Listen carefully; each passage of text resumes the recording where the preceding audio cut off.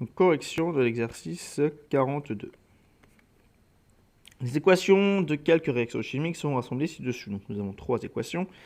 Il faut montrer que ces équations respectent la conservation des éléments chimiques et des charges électriques. Donc en fait, il faut regarder si dans chaque partie de l'équation, donc dans les réactifs et dans les produits, j'ai bien le même nombre d'atomes de chaque espèce et si j'ai bien le même nombre de charges. Donc on va d'abord regarder pour les atomes. Première équation, on me dit que j'ai mélangé un ion cuivre avec deux ions hydroxyde pour donner une molécule de dihydroxyde de cuivre, donc CuOH2. Alors comment on fait? On va regarder d'abord dans le réactif,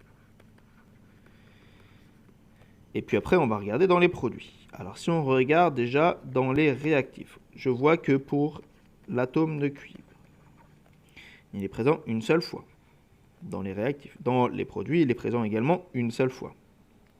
Je vais regarder maintenant l'atome d'oxygène. Dans mes réactifs, j'ai 2 fois la molécule OH-, donc 2 fois oxygène. J'ai bien 2 atomes d'oxygène. Ici, dans les produits, je regarde, j'ai CuOH 2 fois. Alors attention, les parenthèses entre OH et le petit 2 derrière la parenthèse, ça a une signification. Ça veut dire que j'ai un seul atome de cuivre attaché à 2 fois le groupement OH. Donc j'ai bien 2 fois l'atome de OH dans ma molécule CuOH2. Je regarde les hydrogènes. Et là, c'est le même principe. J'ai 2 fois la molécule OH-, donc j'ai 2 fois hydrogène dans les réactifs. Dans les produits, j'ai pareil, entre parenthèses OH 2 fois, donc j'ai 2 fois l'atome d'hydrogène aussi dans les produits. Donc je constate déjà que pour la conservation des éléments chimiques, c'est bon. J'ai bien un cuivre, 2 oxygènes, 2 oxygènes, 2 hydrogènes, 2 hydrogènes. Maintenant, on doit vérifier la conservation de la charge électrique. Ça veut dire autant de plus ou autant de moins de l'un ou l'autre. La charge doit être la même. Alors, si je regarde dans le réactif, quelle est la charge?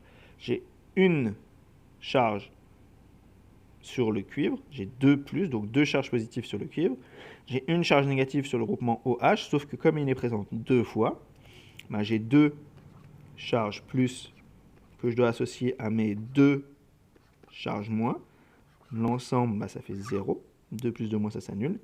Et ici, si je regarde, je n'ai aucune charge électrique. Donc du coup, dans mes produits, j'ai bien 0. J'ai bien 0 et 0. Ça, c'était pour la première équation.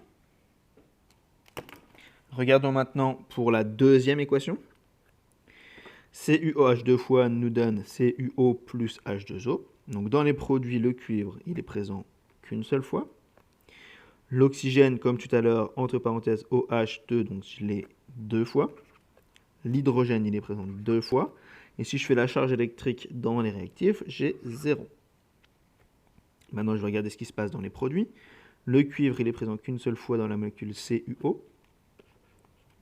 L'oxygène, il est présent une seule fois dans la molécule CuO, plus une seule fois dans la molécule H2O. Donc une fois plus une fois, ça fait bien 2 fois. L'hydrogène, il est présent 2 fois dans la molécule de l'eau. Donc H2O, j'ai bien 2 hydrogènes. Et si je regarde mes charges électriques, je n'ai aucune charge non plus dans les produits.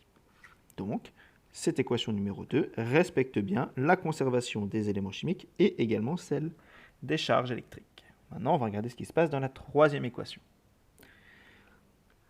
Alors, 2 molécules de CuO plus du carbone nous donnent 2 molécules de cuivre plus du dioxyde de carbone. Donc on va compter, c'est pareil.